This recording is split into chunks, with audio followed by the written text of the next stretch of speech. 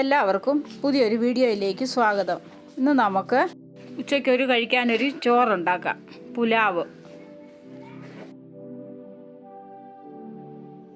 അതിനായിട്ട് ഇവിടെ കുറച്ച് സാധനമൊക്കെ എടുത്ത് വെച്ചിട്ടുണ്ട്.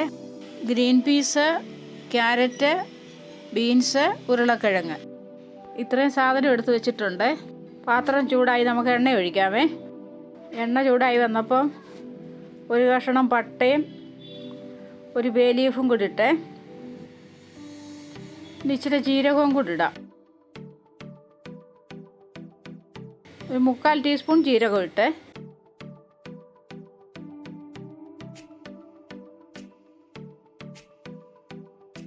ഇഞ്ചിയും വെളുത്തുള്ളിയും പച്ചമുളകും കൂടെ ചതച്ചത് ഇട്ട് കൊടുക്കുക. അതൊന്ന് വാടി വരട്ടെ.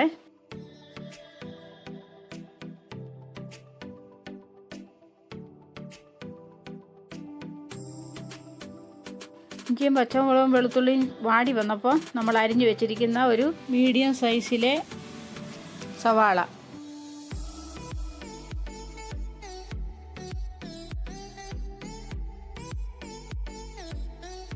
സവാളയൊന്ന് വാടി വരട്ടെ.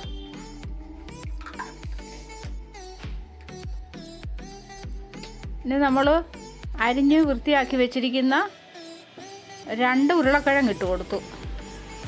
ഉരുളക്കിഴങ്ങൊന്ന് വേകട്ടെ. ഉരുളക്കിഴങ്ങിന് വേവുള്ളത്, അതുകൊണ്ട് അതൊന്ന് വെന്ത് വരട്ടെ.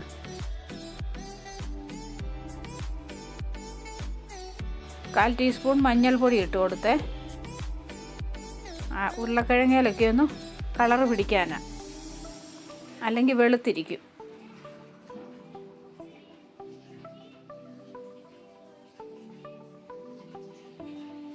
നമുക്ക് ഇതൊന്ന് അടച്ചു വെക്കാമേ. ഏറ്റവും ചെറിയ തീയിലാണ് ഇടണ്ടേ. അപ്പോൾ ആവി കൊണ്ട് ഉരുളക്കിഴങ്ങൊന്ന് വേകും. ഉരുളക്കിഴങ്ങിലെ വെള്ളം കൊണ്ടാണ് വേകണ്ടത്, നമ്മൾ വെള്ളം ഒന്നും ഒഴിച്ച് കൊടുക്കണ്ട.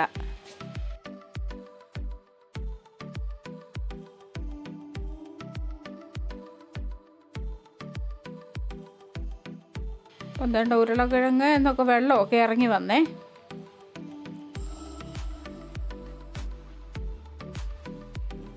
ഇനി നമുക്ക് അരിഞ്ഞു വെച്ചിരിക്കുന്ന ക്യാരറ്റ് ഇട്ട് കൊടുക്കാം. അതിൻ്റെ കൂടെ തന്നെ നമ്മുടെ ഗ്രീൻ പീസും. ഇതിന് രണ്ടിനും ഇച്ചിരി വേവുണ്ട്, അതുകൊണ്ടാണ് ഇത് രണ്ടും ഇട്ടത്. ഉരുളക്കിഴങ്ങിന് വേവുണ്ടായിരുന്നു, അതുകൊണ്ട് അത് ആദ്യം ഇട്ടു. പിന്നെ ക്യാരറ്റും ഗ്രീൻ പീസും ഇട്ടു.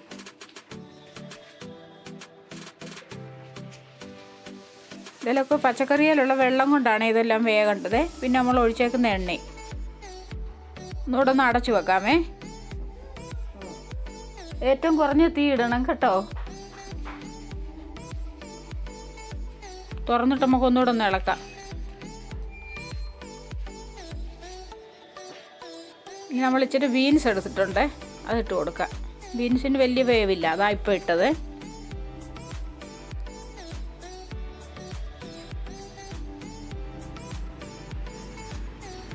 മുളക് പൊടി 1 ടീസ്പൂൺ ഇട്ടു. മല്ലിപ്പൊടി 1 ടീസ്പൂൺ ഇട്ടു.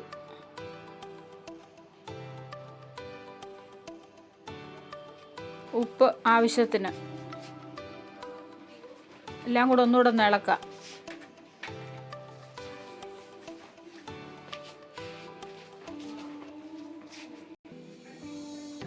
ഒരു വലിയ തക്കാളി അരിഞ്ഞതും കൂടി ഇട്ട് കൊടുക്കാം.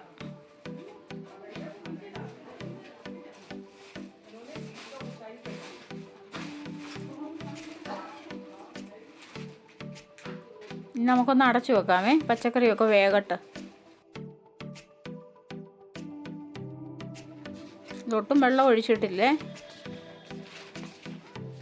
3/4 ടീസ്പൂൺ ഗരം മസാലപ്പൊടി ഇട്ട് കൊടുത്തേ.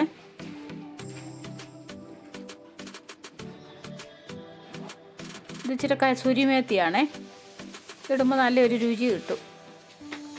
അതും കൂടി ഇട്ട് കൊടുത്തേ. ഇനി നമ്മൾ അരമണിക്കൂർ കുതിർത്തിട്ട് വാരി വെച്ച അരി അങ്ങോട്ടിട്ട് കൊടുക്കുക. ഇതൊരു 2.25 കപ്പ് അരിയുണ്ട്. എല്ലാം ഒന്ന് മിക്സ് ചെയ്ത് ഇളക്കിയെടുക്കുക.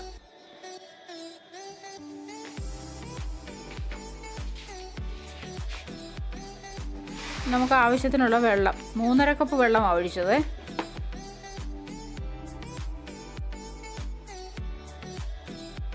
തീ കൂട്ടി വെച്ചിട്ട് വേവിച്ചെടുക്കാം. ഇപ്പോൾ ചോറ് വെന്തിട്ടുണ്ട്.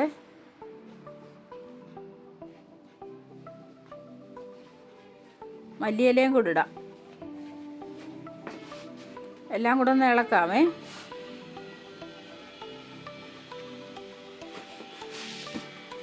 ഒരു പാത്രത്തിലോട്ട് നമുക്ക് വിളമ്പി എടുക്കാം.